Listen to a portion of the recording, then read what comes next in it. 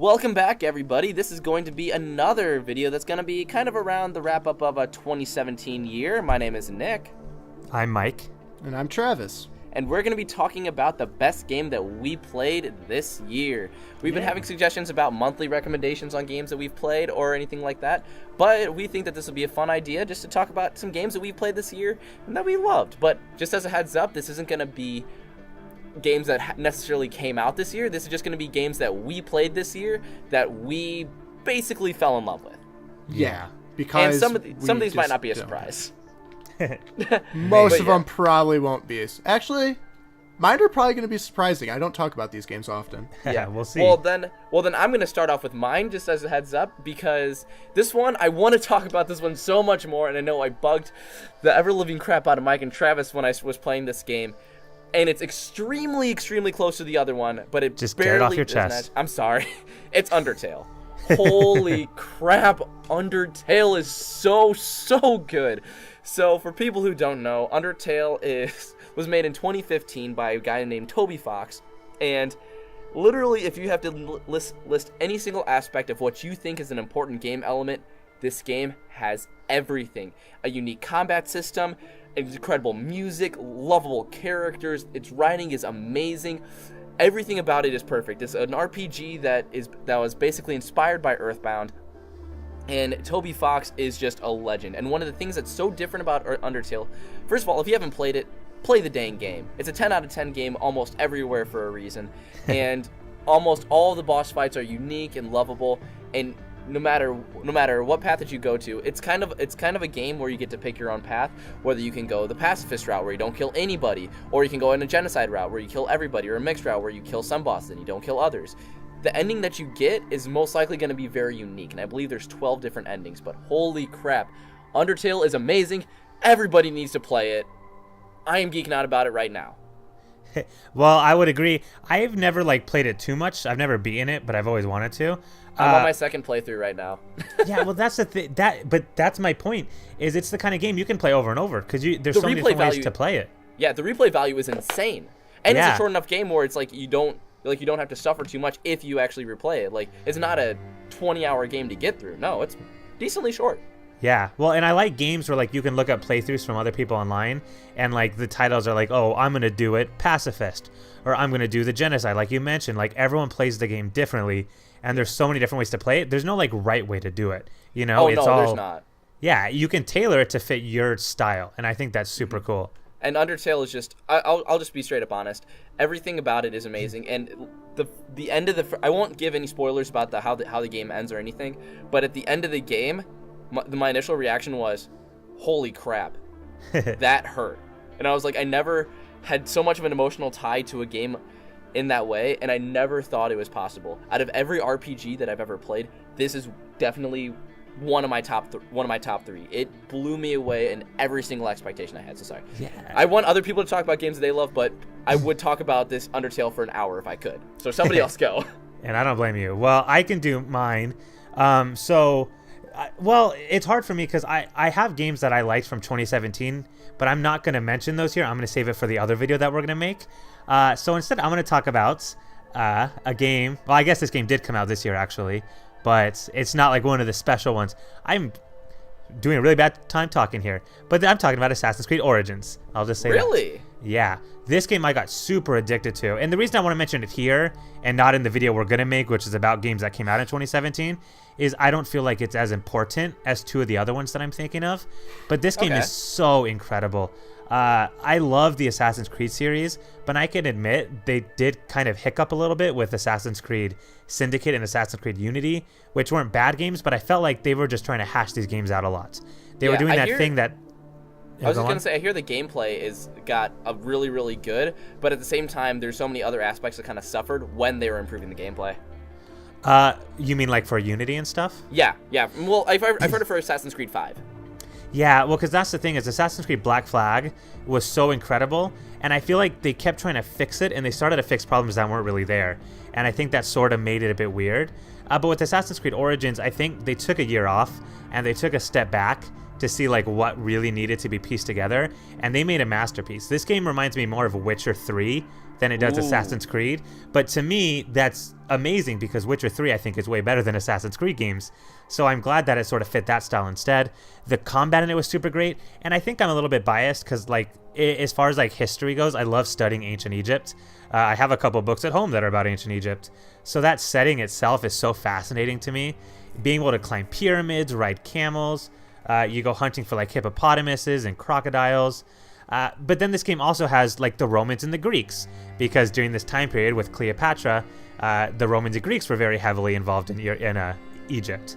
And so you go to, like, Roman settlements, and you go to Alexandria, and it's such a beautiful game. The story in it is really, really cool. I like how it sort of tells the story of how the assassins were invented. You know, you sort of see how that whole brotherhood started. And it's just the way that you interact with people like Cleopatra and Julius Caesar. The game makes it work so well. And I think the game sort of understood that all the stuff that takes place outside of the Animus, like the real modern world stuff, I was never a fan of. And this game kept that stuff very short. It lets you focus on, like, exploring Egypt, getting involved in the combat. There were so many locations to explore. They have, like, hunting missions. They have missions where you have to, like, explore pyramids and stuff. You have boss fights against, like, great Egyptian gods and stuff. It's incredible stuff. It was so much better than I thought it was going to be. So this game is definitely my surprise of the year. I probably put at least 200 hours into this game, so I love it. Really? Yeah. Dang, that's pretty cool. Well, Travis, what do you think about one of yours? Okay, so I'll talk about the one that I have talked about in a previous podcast before, and a game that I fell in love with this year that is very old. I believe it was on the Xbox 360. Actually, both of my games came out on the Xbox 360, but mine, first one, is Dishonored. Ooh. I remember you were really talking about that one. Yeah, because Corvo's a badass. Yes. So I just love how, like, it's kind of like, it's not to the extremes of Undertale, where, like, I mean, I guess it's to the extremes of you have a genocide or pacifist route, which I enjoy. So I'm taking the pacifist route, which is actually harder in this one than it is. Same with Undertale, like, dude. Yeah. But, like, it's harder as in, like, I hate all of the bad guys, but I'm like, okay, I'm going to try and do it where I don't kill anybody, and it's going to be fun. And then I'm also doing the side mission of never being detected by anybody, which is really hard at times. But I enjoy stealth missions, so it's my kind of playthrough. And then, so I just think it's really cool because I get to make the playthrough however I want. Because CJ got me that game for my birthday, and then I started playing it right away. And then I thought it was really cool because, like, I was talking about how I was, like, going through a certain part of the level, and he's like, oh, I did something completely different, but, like, it's the same mission and you have the same objective, but, like, because I wanted to go the pacifist, like, sneak around everybody route, I'm like, okay, so I transformed myself into this rat, and then I, like, went through this field, and then, like, went around everybody. And when he's like, yeah, I just kind of brought out a crossbow and just slayed everybody. Well, I would say I do love games like that, and I pointed it out before in a couple of our different videos. Games like Pokemon, where it's really interesting to talk to other people and see the different ways they played the game. And that's one of the coolest things because, like, oh, maybe I'll have a different way to try the next time. So never know. Travis might use a crossbow and murder everybody on his next playthrough. You never know. Oh, I will definitely be well, because another thing I thought was cool with Dishonored is I don't know how many different endings there are. There might just be 2 depending on, like, how many people you killed. But I know the more people you kill, the more rats appear, and then that becomes more difficult. But then like, this dude who will always, like, ship you to all of your different missions, like, the last line he says to you changes depending on how you played throughout the game. I like that. I don't know how many lines there are. I know there's at least 2 different endings, depending on if you, like, saved everyone or killed everybody. Yeah. So, like, I always like that because I'm like, I wonder if I would like the other ending better. So it gives you a replay value, like you were saying with Undertale. You're already on your second one. You'll probably do another one because there's 12 endings. Well, we'll see. It's going to be hard to bring myself from doing the pacifist route to something else, but Right. We'll see. Anyway, but yeah, I'm going to talk about my second one really fast because, man, I've been grinning about this game for way too long, and that is Sonic Mania. Holy mother You liked that game? crap. I thought you hated it. Dude, it is the best freaking thing to happen to Sonic, and I don't know how long. Did you forget about Sonic Forces? You shut your whore mouth. Anyway. What about Sonic the TV show? Yeah. We'll see. Anyway, but seriously, the best thing that's happened to Sonic for the longest time.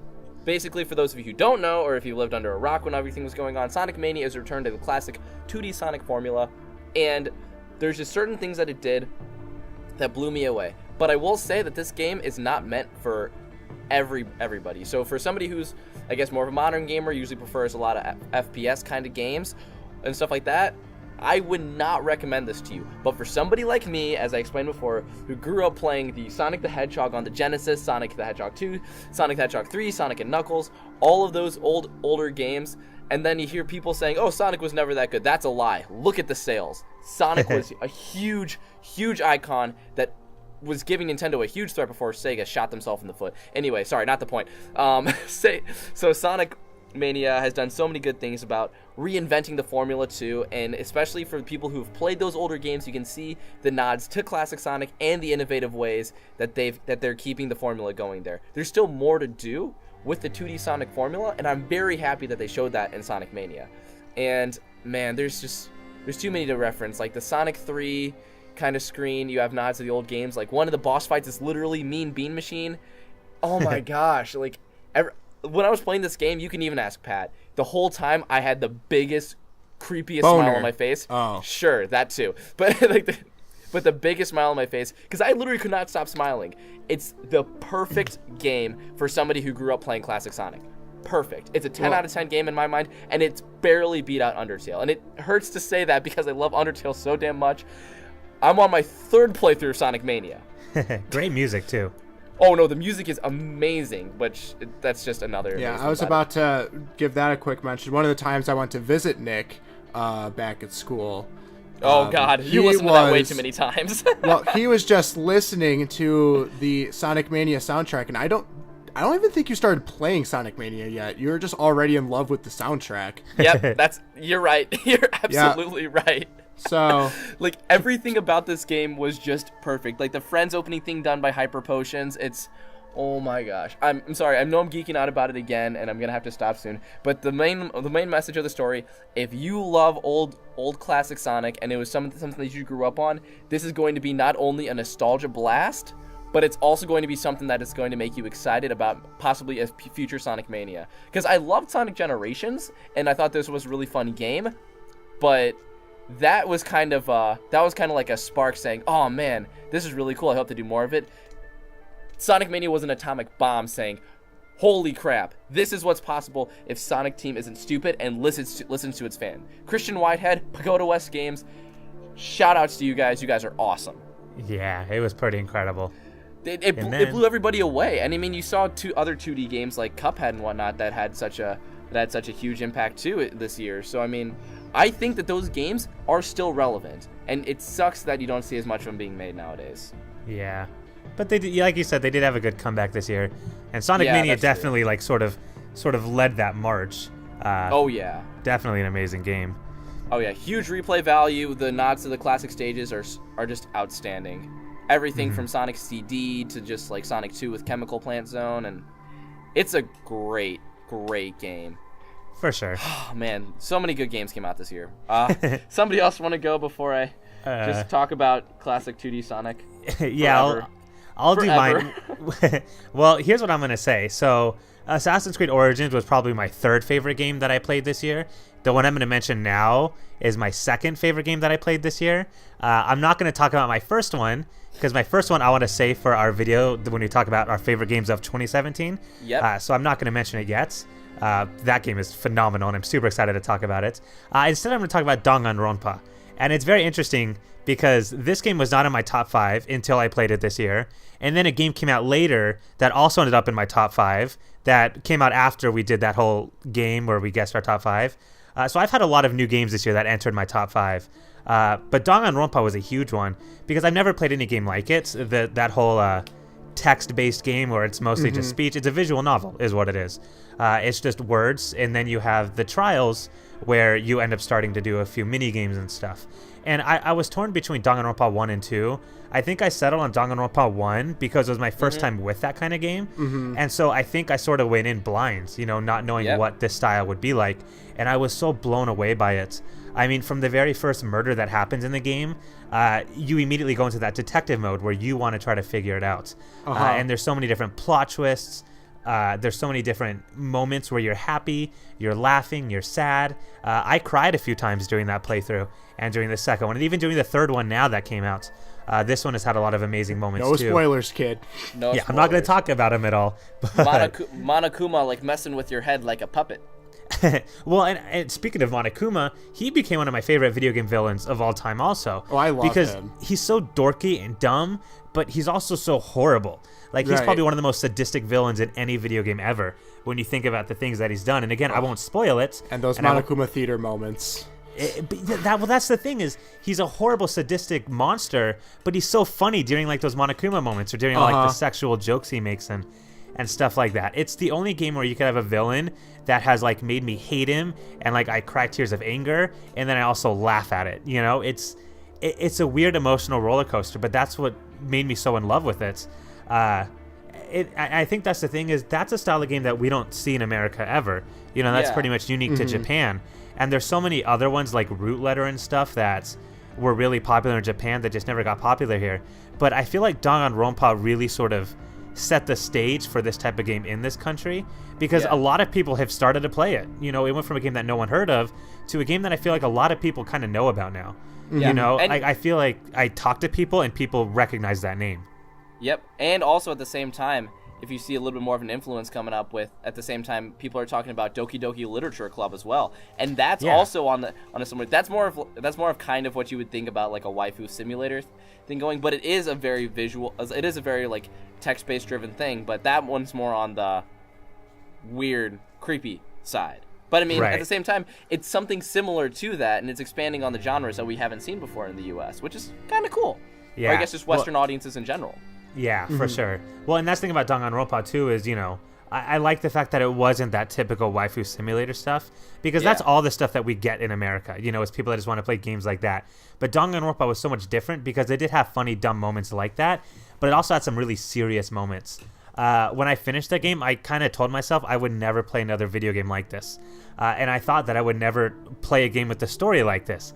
Turns out there was a game that did come out a little bit later that I felt like did kind of match that story, but Danganronpa is just unique in the style of humor and like sadistic, twisted story that it had. And I don't think there's another game that will ever match what that game had. Absolutely. Yeah, no, it's really cool. I'm happy it had the success that it did. Yeah, Travis, you wanna? You guys know how much I also loved Danganronpa and streaming it, and everything I said, Travis would have said. Definitely, for sure. Because I'm still pissed that I'm not able to finish the second stream with you guys because my internet's being stupid. I'm bummed about it too. I know.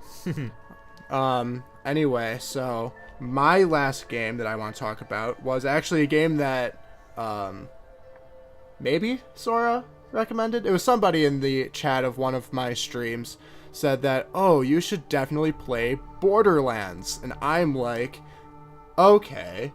Why not? I like to play new games, and then over the summer Steam sale, it was on sale for only like maybe $10, probably not even. And then I finally started playing like a month ago, and I already have 120 hours in it, and it's an issue. But I love Borderlands 2 so much because it's just because I like first-person shooters, and then what I really like about it is there's all the different characters. So like I bought the DLC with it too. So there's 6 characters you can choose from. And then each character has 3 different like skill trees that you can go through, which completely changes how you use them.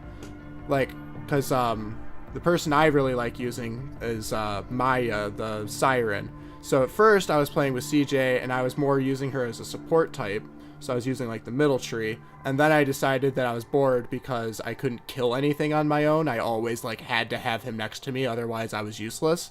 So then I went to the tree on the right, and then all of a sudden I was just like killing things on accident because I was so overpowered.